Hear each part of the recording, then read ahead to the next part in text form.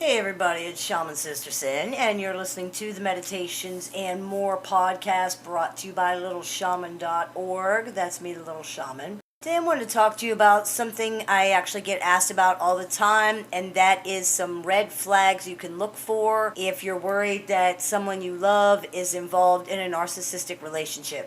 This is mainly regarding romantic relationships or friendships, as some of these things would not come up if the person was in a long-term narcissistic relationship, such as with a parent or a sibling. Not all of these things point to narcissism in and of themselves, but when taken in context, they point to at least a troubled, selfish relationship. This is not all of them, of course, because you can't possibly list all of them, and I'm sure you guys have plenty of your own, so I look forward to reading those in the comments. When someone becomes involved with a narcissist romantically, they are initially usually taken by storm or swept off their feet, like people sometimes say. The narcissist engages in something called love bombing. This happens partly because narcissists are very idealistic and unrealistic. They believe every new partner or love interest is the one, and they become very intense very quickly because of that.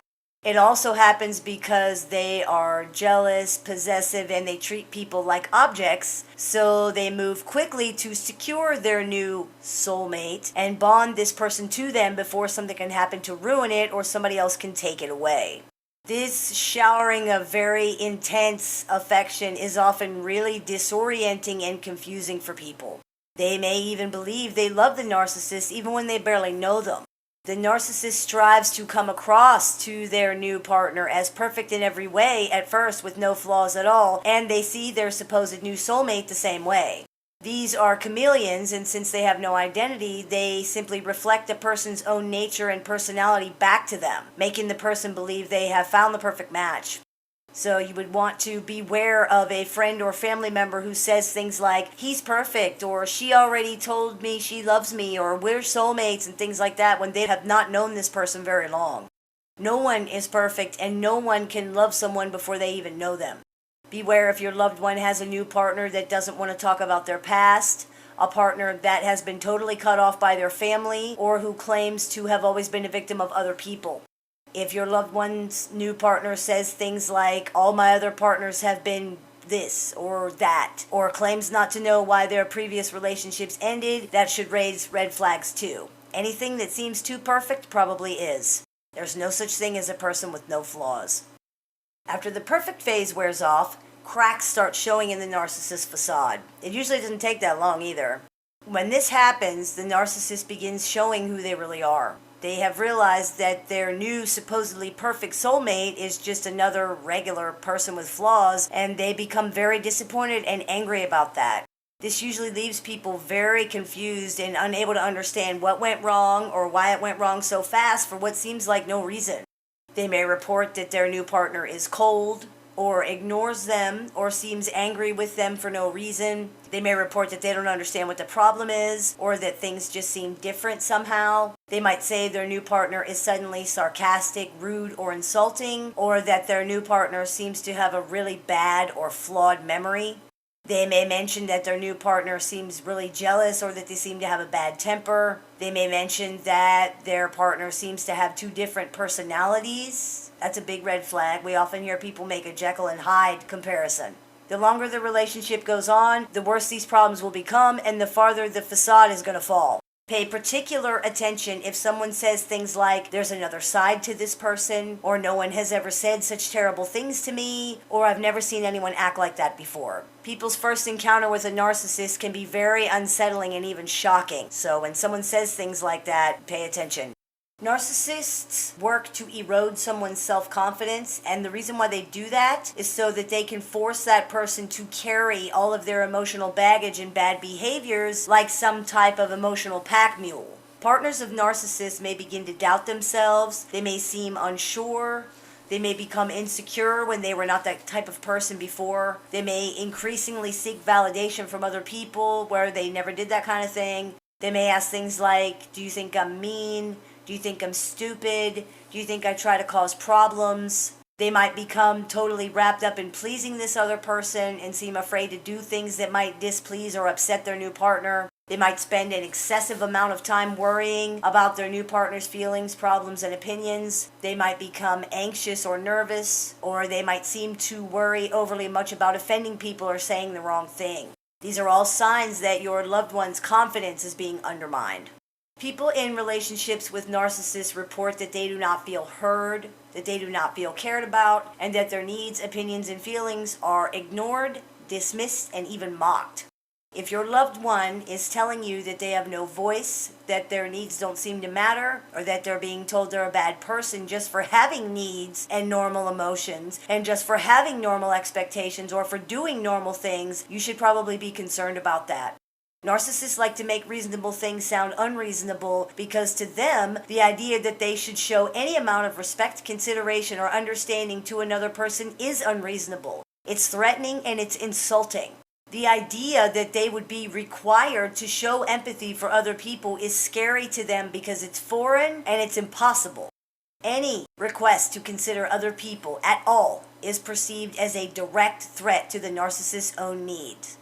Narcissists truly believe that they cannot give to others without shortchanging themselves somehow, and they absolutely refuse to do this. They do, however, expect others to do that for them without question. It doesn't matter, for example, that you haven't eaten all day and they've eaten all the rest of the food in the house. If you don't share your one meal with them, you are selfish and horribly abusive. They will claim that you are starving them and refusing to give them food. If they can't have it all, then it's not enough. Other things to look for include signs of gaslighting, such as the need to excessively validate their reality and perception with other people. Signs of being manipulated, such as giving things and money to their new partner or being coerced into signing things. Being isolated from family and friends, or other signs that their partner is controlling them. Doubting their own sanity or feeling like they're going crazy, becoming withdrawn, timid, or losing interest in things they used to love to do. This is not because they're depressed, although they might be. The reason why people in relationship with narcissists lose interest in things they used to do is because the narcissist is threatened by these things and systematically works to get them out of the person's life. If someone enjoys playing the drums, their narcissistic partner will complain about it night and day until they stop.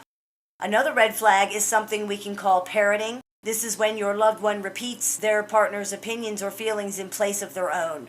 For example, you ask your friend if they'd like to come to a concert with you, and they say something like, "Oh, my partner says that live music is a waste of money."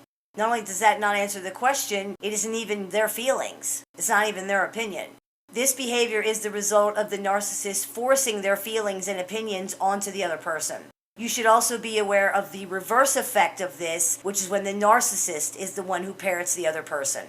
The narcissist takes on your loved one's opinions and feelings and personality traits. Both of these things occur because narcissists have no identity. One of the biggest red flags, though, is people reporting that they are being accused of things they didn't say, didn't do, or do not think. Narcissists live in a paranoid, self-centered world where everything and everybody is an extension of themselves. They project their negative thoughts, feelings, and opinions about themselves onto other people. What they think becomes what others actually said. What they believe becomes what others actually did. This results in confusing conversation after confusing conversation, with the narcissist accusing people of things that they themselves feel or believe. "I think I'm stupid because I lost the house key" becomes "you think I'm stupid because I lost the house key," and no amount of reasoning will make the narcissist understand that you did not say that, and nor do you feel that way. If your loved one is reporting that they are being continually accused of things they didn't do or that they didn't say, this should be of special concern. It is a huge red flag. Narcissistic relationships are fraudulent, not just because the narcissist is a fake person that doesn't even exist, but because they cause people to make decisions they would not make if they had all the information. Not only is the narcissist fake, the relationship itself is a fraud. In the end, we can't make our loved ones' decisions for them, and we cannot control their lives, but we can make sure that they have all the information needed to make a decision. Just remember that the spell the narcissist weaves is very intoxicating and very hard for people who are caught up in it to see through. I hope this clears a few things up for you. As always, I look forward to your comments, questions, and suggestions, so please keep those coming. I take appointments online and over the phone Monday through Friday. So if you're interested in speaking with me, you can visit littleshaman.org and click the Book an Appointment tab to go ahead and do that. You've been listening to the Meditations and More podcast brought to you by littleshaman.org. That's me, Little Shaman. May the Great Spirit bless you and have a wonderful day.